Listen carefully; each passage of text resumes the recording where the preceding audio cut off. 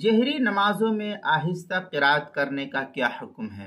چنانچہ اگر امام نے جہری نماز میں بھول کر مثلا فجر، مغرب، عشاء، جمعہ، یہ نمازیں ہیں، عیدین وغیرہ ہے، تو بھول کر 3 آیتوں یا ایک لمبی آیت کے بقدر قرات سرن کر دی، یعنی آہستہ سے کر دی، تو ترک واجب کی وجہ سے اس صورت میں سجدہ سہو کا وجوب لازم ہوگا۔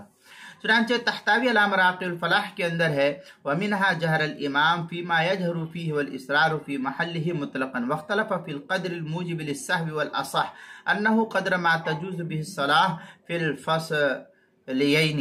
اس طریقے کی عبارت جو ہے تحتاوی علی مراقی الفلاح دوسری صفحہ 251 تنویر الابصار مادر جو زکریہ بگڈیپو دیوبند کا ہندی نسخہ ہے، اس کے دوسری صفحہ 545 ہدایہ مالفتح اس کی دوسری صفحہ 504 پر اس کو نقل کیا۔ البحر الرائق دوسری جلد صفحہ 96، کتاب المسائل پہلی جلد صفحہ 333 پر اس کو نقل کیا گیا، وہاں بھی دیکھ سکتے ہیں۔